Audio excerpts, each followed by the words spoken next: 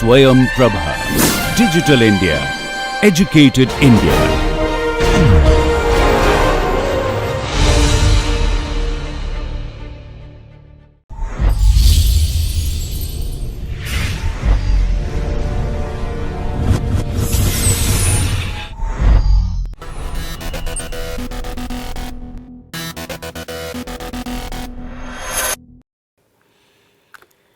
Okay, now let us take this into an application kind of exercise. So here we have the resource profile that's shown here, okay, and this is our same exercise where D can be shifted, and we also know that H can be shifted and E can be shifted. The other activities are critical. And here is our improvement function formula again, and let's try to apply this in this particular case. So this is our existing resource profile. Before the shift, this is the resource profile, and if you look, I am going to start, if you see, we can start with D. Okay, so if we start with improvement factor, okay, for D by 1 day. Okay, so this is what I would like to start my calculation with, and you can see that if we take D by 1 day, okay, so here's D, the xi will be 14, okay, so xi x, so in this case it's just x for 1 day is equal to 14. Okay, now what is going to happen is it's going to move on to this space, so W is 3, okay, M, the shift of resources is by 1 day is 1, and R, which is the resource rate of this, is equal to 4. So now I have to apply this back into this equation, and I should be able to get the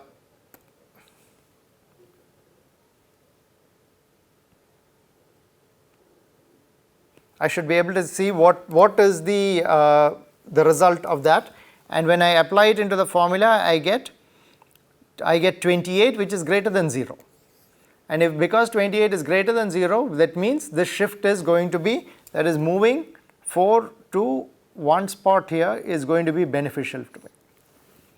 Okay, this will of course change the resource profile. So now from this 14 would become 10, and things would change on this set. Now in the next step, I want to see what is it if I change the what is the improvement factor for changing D by 2.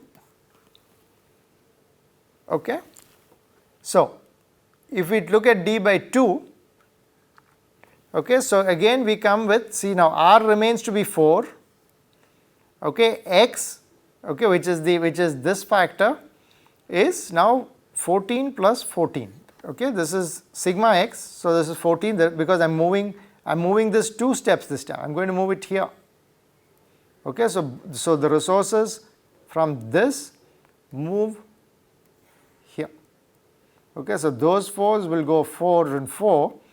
So what happens to so this x remained, x is at 14 plus 14 are the 2 x's, and what happened to the W? The W's are, what is here is now the 3 and the 3. So these 3 are what is here. And my shift of M was by 2 days. Okay, and if I substitute this into the formula, I get 56. 56 is certainly more than 28. So shifting D by 2 days is better than shifting it by a single day. Okay, so that is what the improvement factor indicates. I go on to now trying to shift D by 3 days. Yes, I can shift D by 3 days. So what happens in the 3 days is my 14, 14 and 10. Okay, so here we see 14, 14 and 10. This is what my sigma xi is. Okay, so now all these, so this one also shifted here. And on this side, I have 3, 3 and 2, which is 3, 3 and 2, okay, which was my W1.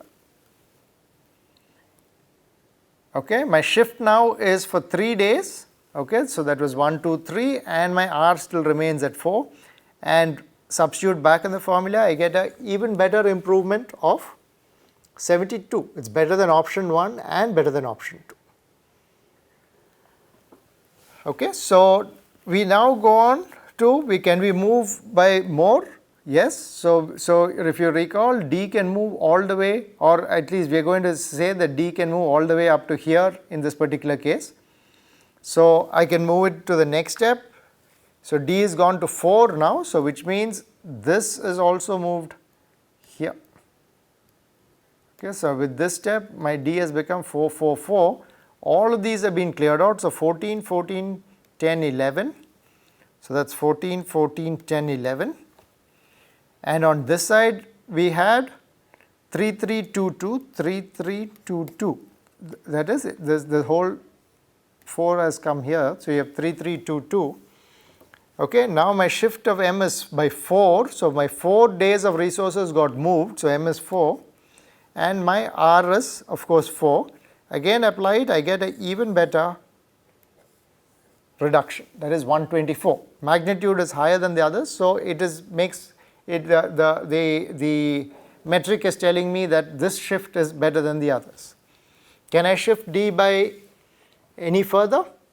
Yes, I can shift D by even one more day, but remember that D's duration is 4. So if I shift D by one more day, what happens is D comes here. Okay, this goes off. I have moved D by 4 days, I have jumped this 1 day. So if I look at my options, I have my 14, 14, 10 and 1 and 11, sorry, 14, 14, 10 and 11. That's where I moved, that's my xi, that's where I moved it from, and I moved it to these days. So this is the 3, 2, 2 and 2. 3, 2, 2 and 2. Okay, so this movement, and now what is the value of M? So this is the critical question. I have actually moved D by 5 days, but M remains at 4 because it is the number of days of resources that I have shifted. The duration of D was 4 and I cannot shift more than 4 days of resources from one place to the other. So M remains at 4, R remains at 4, and the the value of the improvement function is 128, and not only is it greater than 0, it is greater than all of the others. So this tends to be my best option because I cannot shift D any further. Okay, so if in the context of D and I could only move D to get the closest to a leveled histogram, I would move D by 5 days. Okay, so you should review these steps, and if there are any clarifications, do post the clarifications which you might have on this. We will now go on to taking this in the next stage. So now we are taking actually back to H. Okay, so now this is the profile I am going to use. So we have here 14, 14, 11, and we have now brought D back. H is starting from here. Again, I can do several steps of moving H. Okay, so now if you recall, H can move 1, 2, 3, 4. It can move up to 4 steps, and H is an activity with duration of 3. Its resource load is 1. So remember, there is float in H to move all of these days. So we go back again, looking at the improvement function. I look at for moving H by 1 day, which means it's moving from here to here. So 11 is my X, my W is 2, my shift is by 1 day, R is 1, I get 8, which is my improvement factor. So yes, if I do the shift, I will be reducing the moment of the histogram. Now similarly, I can do H for going in for 2-day shift.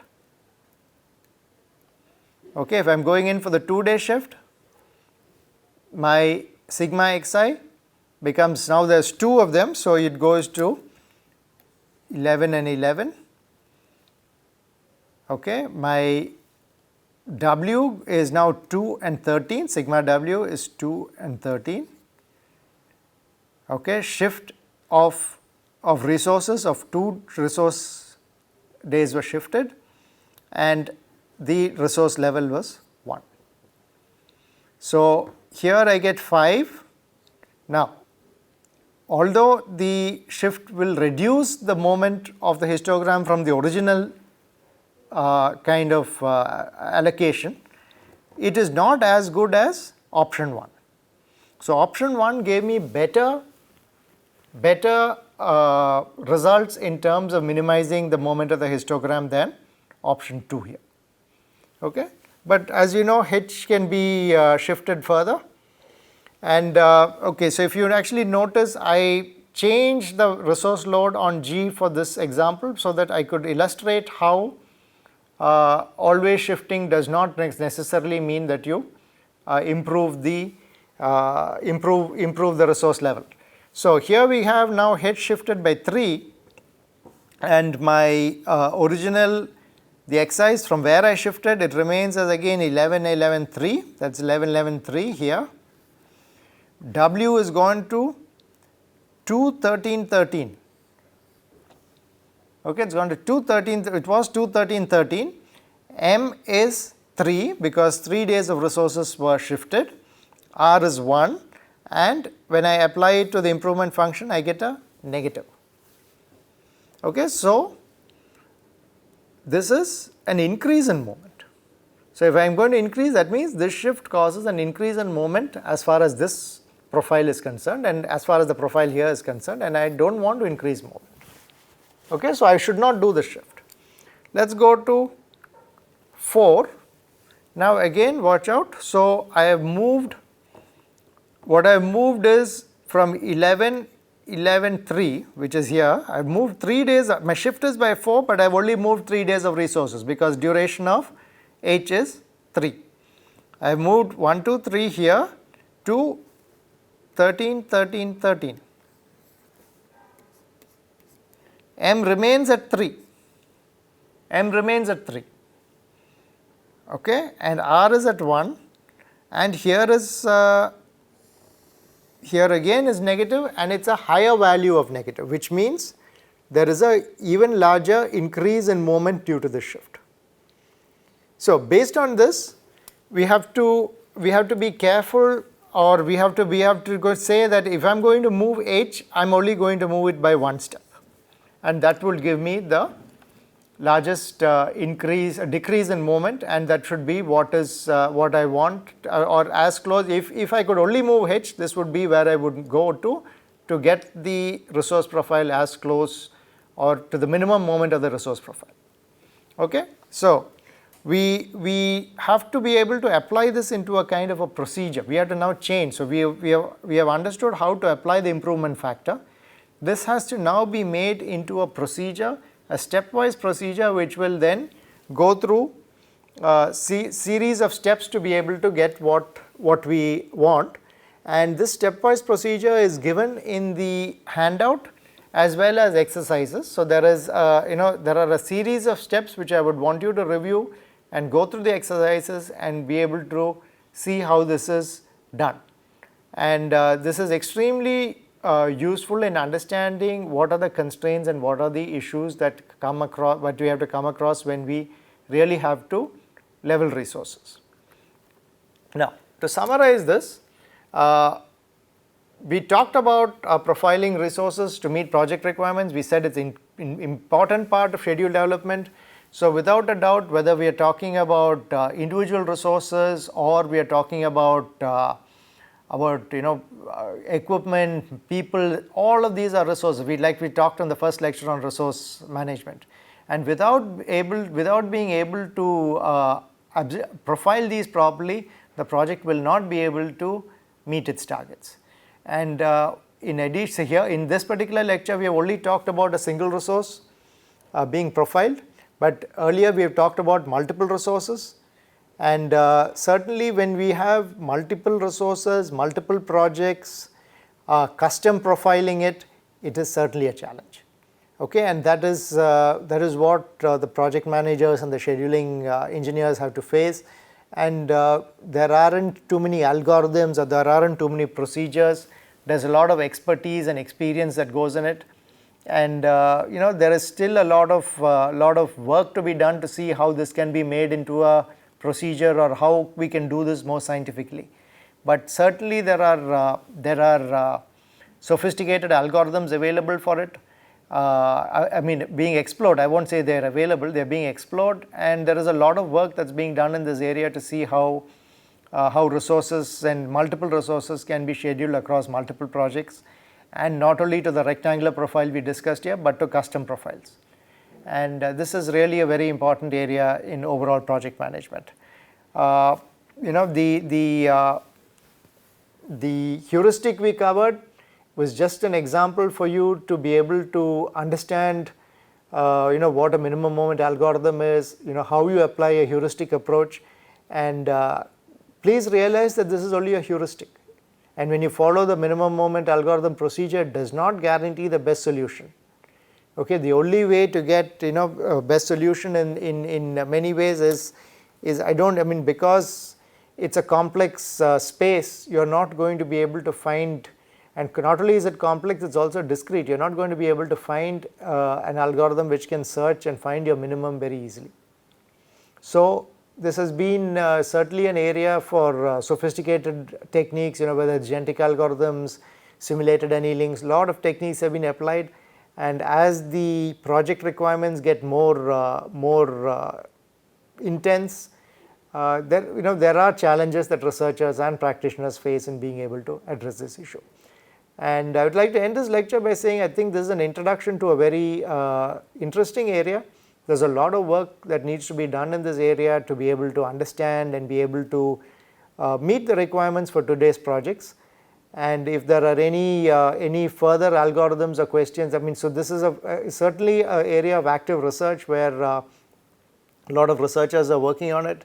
You'll find that the software that come out today, whether it's the popular software like Primavera or Project, they'll have add-ins which can do different kinds of resource optimization, resource leveling, and these tools are also getting more sophisticated, and learning to use it is also getting to be quite challenging and quite a specialized way to work. So with this, I would like to end this session on resources, and we will go on to other topics from the next session.